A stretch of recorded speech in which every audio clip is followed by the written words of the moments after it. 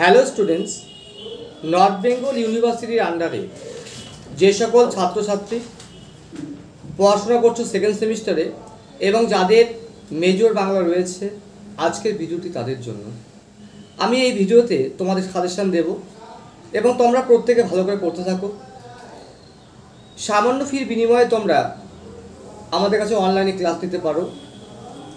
আমাদের যোগাযোগের নাম্বার 9749941990 এবং 7797308455 এই নাম্বারগুলো তোমরা যোগাযোগ করতে পারো। এবার বিষয়টা হচ্ছে তোমাদের মেজর বাংলায় 12 যে প্রশ্নগুলো পড়তে হবে, খুবই ইম্পর্টেন্ট প্রশ্ন। সেই প্রশ্নগুলো হচ্ছে 1 নম্বর প্রশ্ন 12 বাংলা গদ্য সাহিত্যে ফোর্ট উইলিয়াম কলেজের অবদান আলোচনা করো। খুবই ইম্পর্টেন্ট একটি প্রশ্ন, খুব ভালো করে পড়বে। 2 নম্বর দিগদর্শন পত্রিকা থেকে বঙ্গদর্শন পত্রিকা পর্যন্ত, আবার বলছি দিগদর্শন পত্রিকা থেকে বঙ্গদর্শন পত্রিকা পর্যন্ত বাংলা সাহিত্যের অবদান আলোচনা করো। এই পত্রিকাগুলির যে অবদান রয়েছে তা আলোচনা করো। খুব ইম্পর্টেন্ট প্রশ্ন। 3 নাম্বার কে, কবে, কেন, কাকে বাংলা গীতিকাব্যের ভোরের পাখি বলেছেন। বাংলা গীতিকাব্যে তার অবদান আলোচনা করো। আবার বলি, কে, কবে, কাকে, কেন বাংলা গীতিকাব্যের ভোরের পাখি বলেছেন। বাংলা কাব্যের গীতিকাব্যে তার অবদান আলোচনা করো। 4 নম্বর প্রশ্ন ঔপন্যাসিক রবীন্দ্রনাথ ঠাকুর অথবা শরৎচন্দ্র চট্টোপাধ্যায়ের অবদান আলোচনা করো। অত্যন্ত ইম্পর্টেন্ট। 5 নম্বর প্রশ্ন বাংলা নাট্য সাহিত্যে মাইকেল মধুসূদন দত্ত অথবা দীনবন্ধু মিত্রের অবদান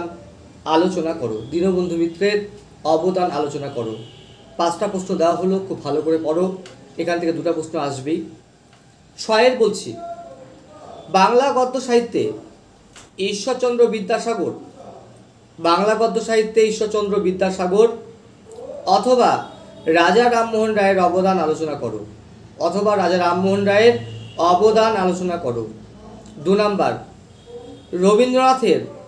রবীন্দ্রনাথ ঠাকুরের মানসী এবং সোনারতরী পর্ব মানে কাব্যপর্ব নাটকগুলি আলোচনা করো। নাটক এখানে হবে না, কাব্যগুলি আলোচনা করো। খুবই ইম্পর্টেন্ট রয়েছে 6 3 নম্বর প্রশ্ন গিরিশচন্দ্র ঘোষের পৌরাণিক বা সামাজিক নাটকগুলি আলোচনা করো।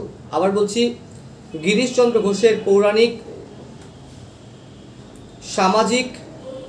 সামাজিক নাটকগুলি আলোচনা করো। খুব ইম্পর্টেন্ট রয়েছে, পরীক্ষায় প্রচণ্ড ইম্পর্টেন্ট রয়েছে। 4 নাম্বার বিদ্যাসাগরের অনুবাদকমূলক রচনা আলোচনা করো।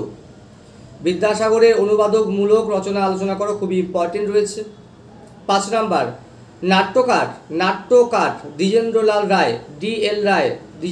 রায়ের পৌরাণিক এবং ঐতিহাসিক নাটক সম্পর্কে আলোচনা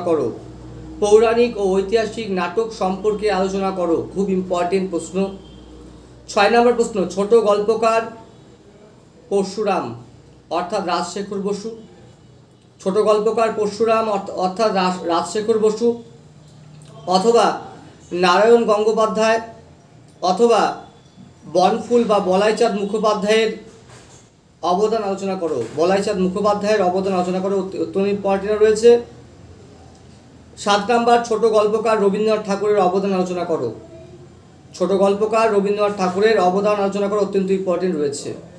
3 যে প্রশ্নগুলো কমন রয়েছে সেই প্রশ্নগুলো বলছি। কে, কবে, কেন, কি উদ্দেশ্যে ফোর্ট উইলিয়াম কলেজ তৈরি করেছিল, 1 নম্বর প্রশ্ন। 2 নম্বর প্রশ্ন ফোর্ট উইলিয়াম কলেজে 3 জন অধ্যাপক এবং একজন মানে একটি করে তাদের রচনার নাম লিখো। ঠিক আছে, কয়েকজন অধ্যাপক এবং তাদের একটি করে রচনার নাম লিখো। খুবই ইম্পর্টেন্ট রয়েছে, অত্যন্ত ইম্পর্টেন্ট রয়েছে। এরপরে হচ্ছে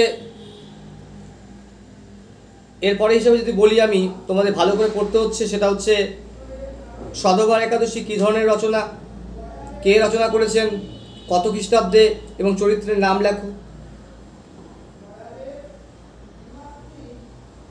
তারপরে হচ্ছে একেই কি বলে সভ্যতা বা বুড়োশালিক, এগুলো কে রচনা করেছেন, কত খ্রিস্টাব্দে, এটা কী ধরনের রচনা।